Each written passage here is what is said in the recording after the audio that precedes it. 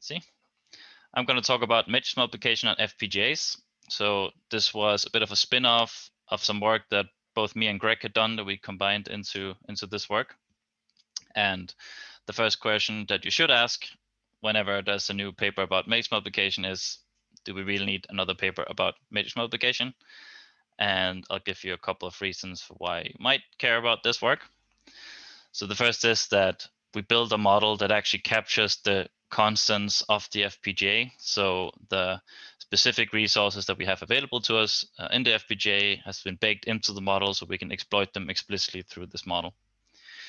And then we took this and we wrote a code, which is published on GitHub, that is actually, you can actually just download and use, which is still a rarity in the hardware world, and is fast for the use cases that that you might have. So the overall goal for this work is we want to build this model that simultaneously maximizes performance and minimizes I/O in terms of hardware resources that we have available on these FPGAs that we're trying to target. And this needs to be baked into the model in a way that we can actually map this to hardware in the end so that we get something practical out of it that we can use. And since we're HPC people, we're going to assume that these 3 dimensions of the input matrices N, K, and M are so large that no single dimension fits in on-chip memory on the FPGA, meaning in the SRAM on the FPGA itself, not the off-chip memory. So this is sort of an overview of the model, and I'm going to go through it step by step and discuss the different stages and how we came up with them and what their purpose is. So the first thing that I mentioned was I/O optimality. So first, I'm just going to talk about how we do that part without going into specifics of how the tiling hierarchy works yet. So the I/O optimality aspect is based on an approach that comes from Cosma. So that's Greg's paper from SC19, adapted to the FPGA use case, so to speak. And just the overarching idea is we have your matrices A and B, then you can consider the computations you need to do in this 3D iteration space. Then the way we compute it is we compute these sort of square tiles here that use a row from B and a column from A, and compute that in sort of an outer product style formulation. And then we reuse data along this K dimension. So we sort of collapse the K dimension and reuse the square tiles around this dimension. And if we consider that we have S fast memory, where S can be whatever fast memory you have available to you, so L1 cache, GPU shared memory, whatever, in our case, BRAM, so on-chip RAM units, then we need to spend this S fast memory the following way. We load square root of S elements from A and B respectively, and S, so all of the fast memory minus, of course, the square root S contributions from this reused tile along the K dimension, and then we compute S elements at each step of the algorithm. And then we basically keep doing this until we have an output tile, then we can emit the output tile and then move on to the next output tile. So following way until you have the full output matrix C here, which is the golden top here in the N by M matrix. So really what we want to do is we want to spend all the fast memory on a square output tile that has S elements in it, where the sides are square root S by square root S, except there's one column we want to load from A and one row of square root S that we want to load from B. So that's sort of the goal for the I/O optimality part. And then for the computation optimality part, if you think about the total runtime of matrix multiplication, you have the product of the matrix dimensions, and when we compute this in some parallel architecture on the FPGA, we're going to have some amount of compute units. So these are the matrix dimensions, and then we have the number of add and mult units that we have instantiated on the chip that do parallel work at the same time, which we call this capital NC. And then finally, there's the frequency of the design, so how fast we actually clock this thing. So we have these N by M by K computations that we need to do, so add mult operations. We can do capital N of C of them in parallel, and we do that at a rate of F, and that will give us the runtime. So what we want to do is take that thing and minimize it, essentially.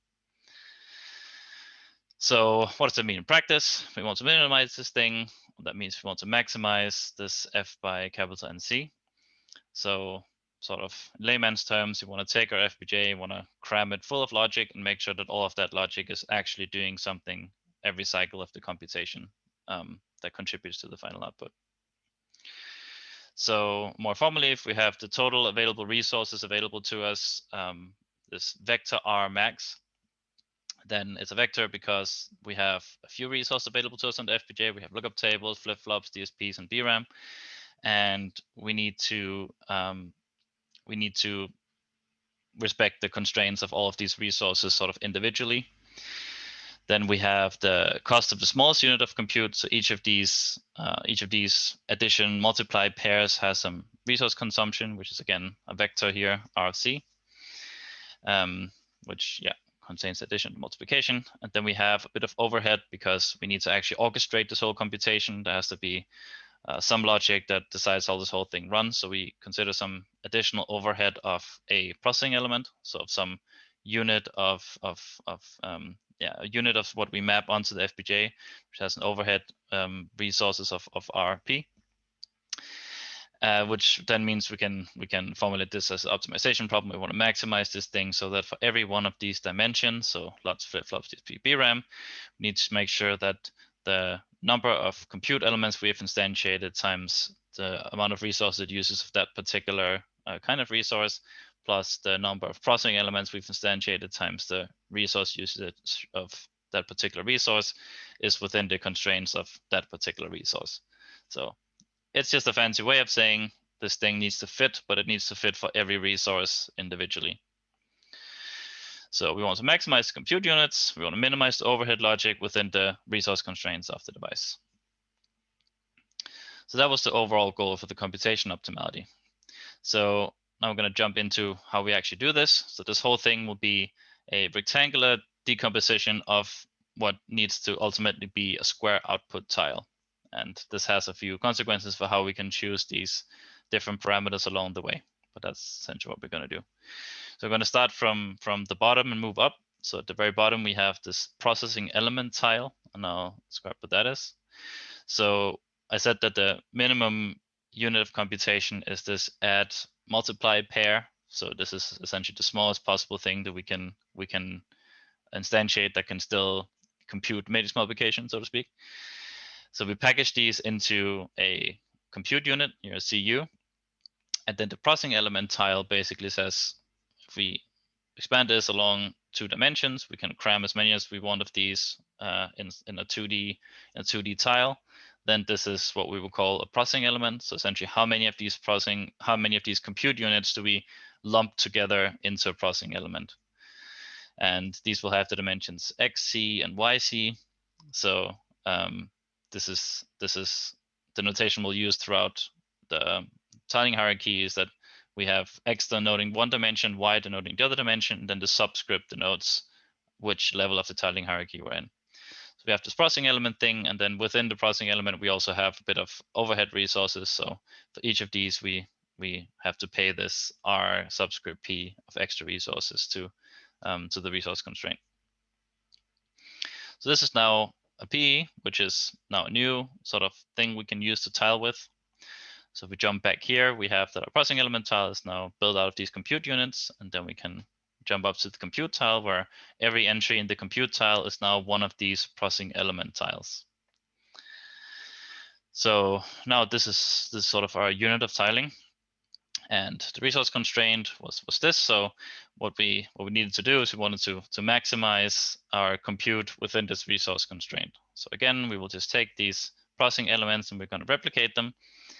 And this new rectangular tile we get out of this, it's drawn here as square, it doesn't have to be, now has the next level of the tiling hierarchy, so X subscript P and Y subscript P, which we call the compute tile. So this is the tile that is responsible for instantiating enough compute to satisfy this resource constraint, which means that the product of the dimensions of the compute tile times the product of the dimensions of each of the elements of this tile, so the processing elements, will give us this total number of compute elements that we're going to instantiate, which is what we want to maximize under this constraint above.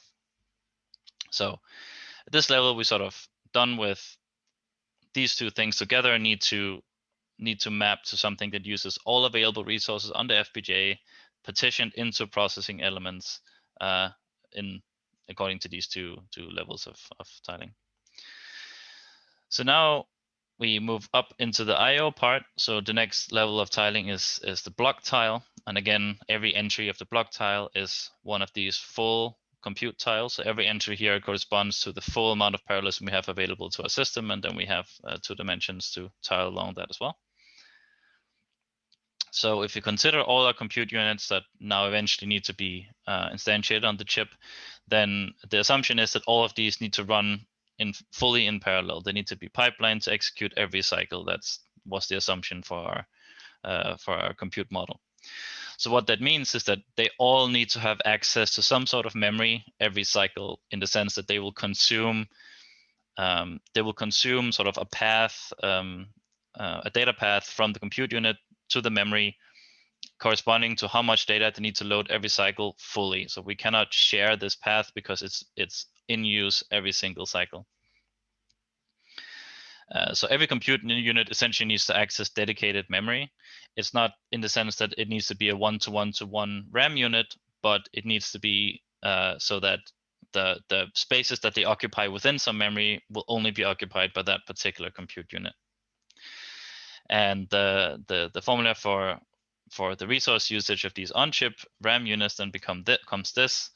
There's a bit of gymnastics going on there to make sure it looks exactly like hardware, but essentially you have the number of bits you need for a single operand. So a single operand you need to feed to your compute unit, which will be, in our case, because we're loading these reuse elements of C, it will be 1 contribution to the output C tile. And this has a certain number of bits, so 32 bits for a float or 64 for double. And then how many of these BRAM units we need will depend on what is the data width of one of these RAM units. So how much can the RAM unit service in a single cycle for both read and write capacity. And it kind of works out in a way that these RAM units, they have a 36-bit interface on Xilinx. So it's quite close to being one-to-one with 32-bit floating point units. So one of these compute units would need 1 RAM unit in terms of this access width. And then, so this is now modified a little bit with the size of the compute unit, because you can slightly relax this one-to-one mapping if you have a sufficiently large fuzzing element, so that these extra 4 bits of 36 bits, that's the width of the BRAM, can be grouped together to fit 1 extra operand at some point. But in the general case, it's usually just a one-to-one mapping like this, or a 1-to-2 mapping if it's more than 32-bit wide. And now the important thing here is the capacity of each of these BRAMs. So what I wanted to show on this slide was that we need to have this dedicated access into the RAM for every unit, every compute unit, because every compute unit needs to fully utilize this data path to the memory. But now the memory has a certain capacity. So each of these RAM can hold this S subscript B many elements in it at the same time. So this block tile, the next level of the tiling hierarchy, is now essentially, each of these tiles is now a full compute tile, and the dimensions are X subscript T, Y subscript T. Then this needs to be so that the product of these 2 dimensions fully utilizes one of these BRAMs. So we found out how many of the BRAMs we actually need, and then in order to make sure that we don't waste any of the space within these BRAMs that we have to instantiate, because we need the data path width to it, we create this block tile. So the block tile is exactly the size needed in order to fully utilize the RAMs that we have to utilize anyway. So essentially this S subscript B becomes the product of these 2 dimensions. And then how we choose the dimension between X and Y is basically up to us from the point of view of satisfying this S subscript B. So this is the capacity of number of operands. So the actual number of either floats or doubles or whatever we can store inside. So that was a block tile, and then that brings us to the final level of the tiling hierarchy, which is this memory tile. And again, every entry of the memory tile is now a full one of these block tiles. So like I said, we use these block tiles to fully utilize each of these RAM units, but now we might have some fast memory left, so we might not have actually used all RAM on the device. this actually uses quite a lot already in practice, but there are situations where you have fast memory left, and then basically what we do is we just increase the RAM dedicated to each of these compute units. So we multiply this by some factor according to how much memory we have left. So we have this minimum number of RAMs, and then we have the maximum number of RAMs that we have on our chip, and then we can get how many times we can essentially multiply this by this expression. Yeah, so how many times can we repeat this full block tile without running out of memory on the FPGA? All right, so the memory tile now is just a bunch of these block tiles where, again, the dimensions here now x subscript b, y subscript b, where every entry is a full block tile. And the number of entries here is just how many times can we now replicate this full block tile until we have spent all the BRAMs. So the block tiles made sure that we fully utilize the BRAMs, and the memory tile just lets us use even more BRAMs if they're available to us. All right, so we just replicate until the budget has been fully spent. Good. So that was the last level of the tiling hierarchy. So that's sort of what we needed to achieve these goals that we wanted to achieve. So that's all done.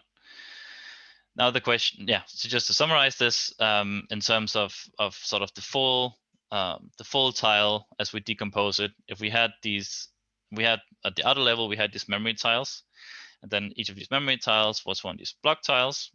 One of the block tiles was the processing element tile, and each of the processing element tile was one of these compute tiles.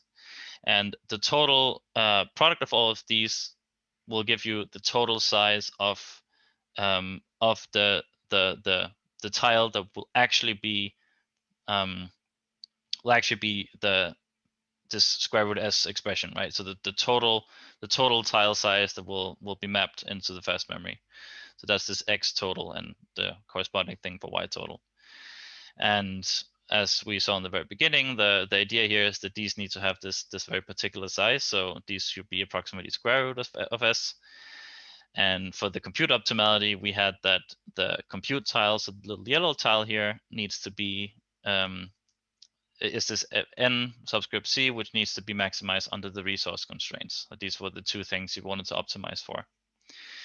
And the x total and y total, they should be approximately square. So to be as IO optimal as possible, we need to maximize these two, but keep them as square as we possibly can. Whereas for the compute tile, we can do whatever we want because there's nothing in the compute optimality that requires the compute tiles to have any particular size.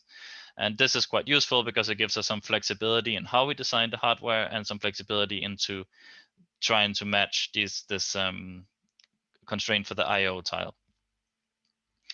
So now we have to actually implement this. So I'm going to talk sort of at a fairly high level about the implementation, mostly just about some of the high level engineering choices we made to sort of give you an idea of how we managed to get this model into something that we could actually build and compile. So from an abstract point of view, we have some off-chip memory and we have some fuzzy compute thing going on here. Now, in between those two, there will be some modules that regulate memory. So we needed to load these columns of A and these rows of B. So there will be dedicated units that are responsible for loading this from memory and then reusing it until we fully computed this, all the levels of the tiling hierarchy. And then there'll be some unit responsible for storing the data back once we're done computing stuff. So the sizes of the buffer inside here are this x total and y total. And then inside this compute cloud, we're going to have the rest of all our fast memory. So the product of y total and x total, which will be our this output tile of C, as well as all the compute, the capital N subscript C. All right, so our compute tile now needs to be mapped to something we can actually build for hardware. So for this, we do what you always do when you want to build something big on FPGA. We build a systolic array. So a sort of straightforward way to map this is we take each of these processing element tiles and we map them to a processing element where each processing element only communicates with its neighbors, which is the important pattern that we need to make sure that this can feasibly be routed on a chip in the end. Then we need a bunch of infrastructure around it. So we need to make sure that they get the data that they need. I mentioned these feeder and storing modules that sort of need to surround this and facilitate the communication with the computational elements and off-chip memory. And the important design choice here is that the output tile, so all of this capital S fast memory that we need to use, is distributed into the processing elements. This is important because you can imagine if you have your very large FPGA chip and you need to use all the fast memory across the whole FPGA, we do not want to expose that as a single monolithic block of memory that you need to have random access into. We'd much rather distribute this onto the chip so that we can manage this locally from each processing element and then just flush the result out in the end. So then there are some additional changes that we made for the actual engineering effort once we needed to map this to something reasonable in hardware. So the issue that arises when you have this 2D systolic array architecture when targeting Xilinx specifically is the way Xilinx builds their chips. So Xilinx, they use this chiplet style design. They call them super logical reasons SLRs, but basically they're chiplets. And the important thing with using chiplets is that your interconnectivity between these chiplets is more limited than the connectivity within each chiplet. So this somehow constrains how we can map and route this on the FPGA. So if you now imagine this 2D array slapped on top of this SLR based chiplet design here, then the problem is that you would end up with a linear number of crossings of these chiplets. And this is nasty because every chiplet, first of all, there's a limited amount of crossing, but also crossing the chiplets is expensive in terms of timing. So it often gives you quite high hits in frequency and up to the point where the thing doesn't even route anymore. So this is something we had to address from an engineering point of view more specifically because we were targeting Xilinx. So what we did for that was we basically just chopped off one dimension. So we collapsed this thing to a 1D array of processing elements instead of 2. This way we only have this one dimension that we need to route across the chip, and we can create more sort of like a snake-like routing pattern. So in terms of the model, this means we set the number of processing elements in one of the dimensions to 1, and then the number of processing elements in the other dimension basically becomes the total number of processing elements. And then the other very important design choice was to absorb the buffering of A into the processing elements. So we need to combine elements of A and elements of B, and we have these outer elements that actually buffer them, but somehow they also need to travel into the processing elements.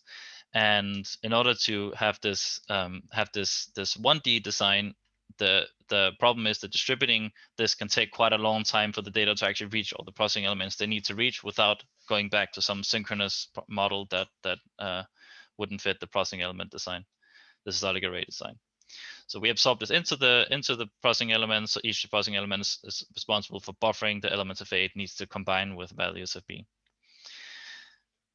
And then another important design choice here was that we do the transposition before it actually reaches the processing element. So we're supposed to read columns of A, but the I/O model does not capture the problem of DRAM not being able to read column-wise. So what we do is we read wide bursts of A. So we sort of read an extra memory tile, and then we decompose the memory tile into columns that we then feed into the processing element. So there's a bunch of on-chip transposition happening here as well in order to get good memory performance.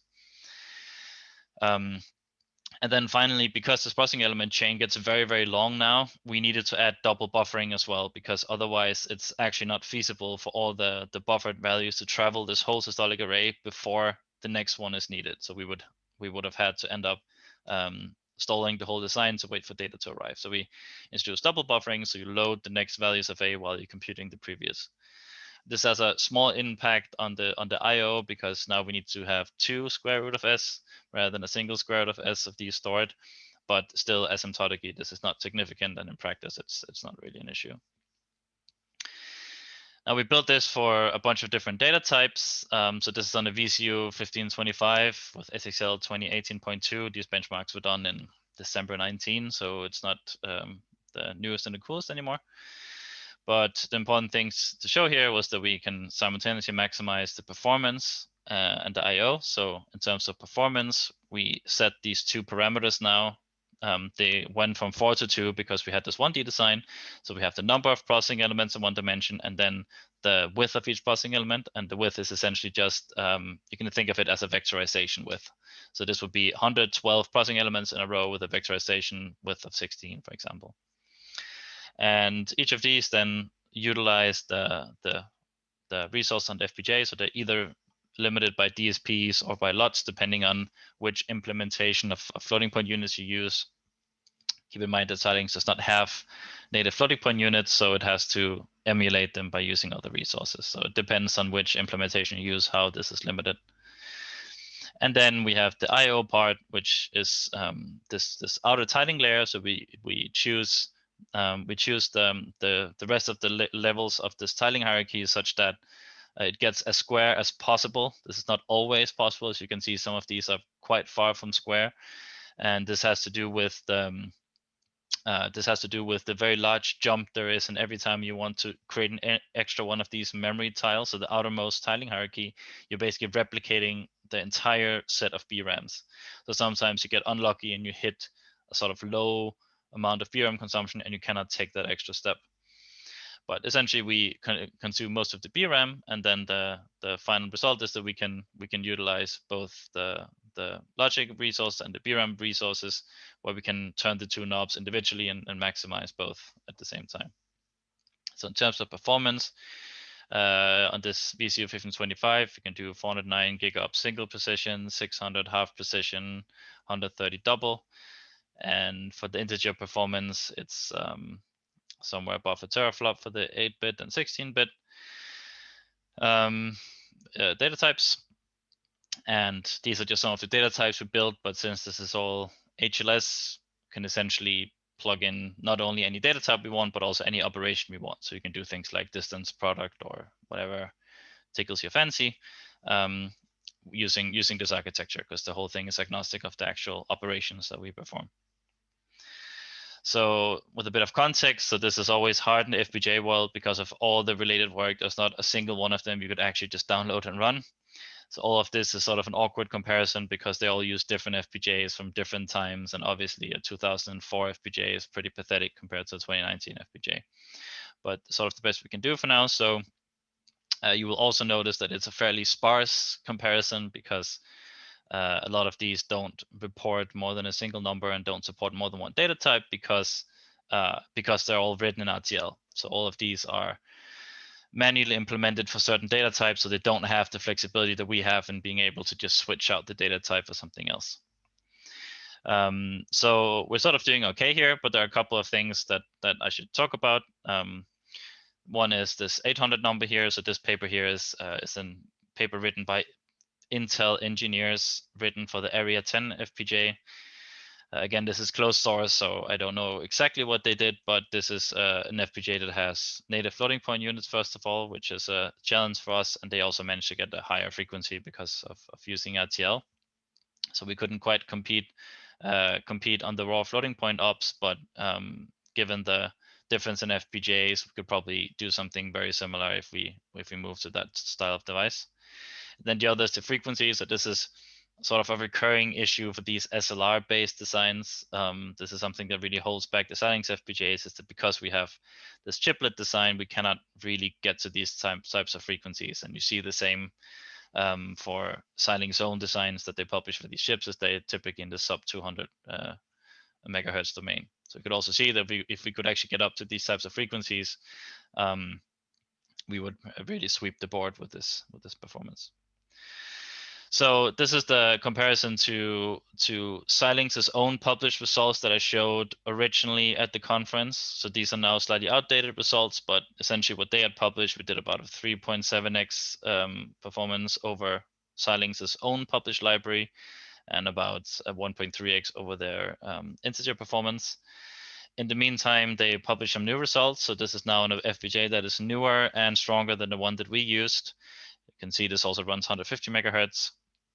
Here we're luckily still 40% faster, even though it's older FPGA and done before they published this. But actually, more importantly, they kind of cheated in that they are running 4 simultaneous matrix multiplications and then just summing the performance of all of them, where we needed to go through this whole challenge of trying to use the whole chip at the same time rather than just splitting it up and getting around this routing issue. And in terms of the I/O, so this graph shows the size of this memory tile, so the total size of the outer tile, the arithmetic intensity, so how many ops we perform per byte, and then how much practical bandwidth we measure that this requires. So we did this with a normalized performance. So all of these kernels run at 100 gigops per second with the same amount of compute elements, but with varying memory tile size. And the arithmetic intensity is, in principle, computed theoretically, but we made sure that this was actually what happened in practice. So we checked the exact number of data that was loaded, so the communication volume. And the bandwidth per second then basically just, this is a number that also depends on the performance, because the more performance, the more memory you actually need to load. So the bandwidth requirement goes up, but for 100 gigops per second, this is what we saw, where even for the small tile sizes, this approach is very I/O efficient, but essentially as we increase the tile size, it reaches a point where you basically don't even need your memory anymore. It's like you're hardly using the DRAM. So then finally, I'll just address the Tesla in the room is, what about GPUs? And the sort of honest answer is, if you want matrix multiplication, GPUs are a matrix multiplication ASIC, and you should just buy a GPU. So there's no claim here that this is something that's ever going to really compete with GPUs, at least in the way that the hardware market seems to be evolving at the moment. And that's including low precision, because as you know, GPUs are getting extremely good at low precision now because of the tensor cores, where it's really orders of magnitude more than what FPGAs can do. And including for power efficiency. You hear this power efficiency argument sometimes, but at the end of the day, it doesn't help that you use 3 times less power if you're 100 times slower, then your power efficiency will still be much lower. So the one situation where it might be interesting to look at FPGAs compared to a GPU would be exotic data types that are not supported natively in software. So this is something that we're a bit interested in and are looking into, but that's sort of the domain we need to go into for this to be potentially competitive. So the result of all this work is on GitHub. It's been there for a while. As you can see, it's actually gathered some attention. So quite a lot of people have been downloading, forking this. The response coming back the other direction hasn't been humongous. We had a few issues open, but there's not much coming back the other direction, but we're hoping that this will change at some point. And the message is that if you try to use our code, then we'll be very happy to accommodate any use cases or problems that you might have, because we wrote and published this code with the intention of it actually being useful for somebody and hopefully saving other people the effort of going through implementing a fast matrix multiplication for Xilinx devices. And because it's HLS, this is also something that keeps supporting newer devices. So since this paper was published, we also ran it on the U250, which is the newest, biggest Xilinx FPGA, and could also increase the performance by going up to larger FPGA. So the portability argument here is quite important, is that this code keeps being useful even as new FPGAs are developed, and we make sure that it always supports the newest versions of the tool flow. So in summary, we introduced this model that can capture the hardware constants of the FPGA. So it can capture the compute resources and the memory resources in a way where we can use them optimally. Then we went through a sort of a mapping effort to make sure that we could somehow translate this model into something that could realistically be mapped to the FPGA. And we made a bunch of engineering choices along the way to make this possible. Then we showed the performance and showed how this is very flexible in the sense that we can compile it for a lot of different data types, and we can even compile for other operations. And we didn't show it in the paper directly, but for different FPGAs. So this is something we've done since, and basically the flexibility of this design becomes useful. And then we have published all of this in a way where it's available for others to use, and we maintain it to make sure this continues being useful for people who need matrix multiplication on these devices. So thanks for listening, and that's it for my talk.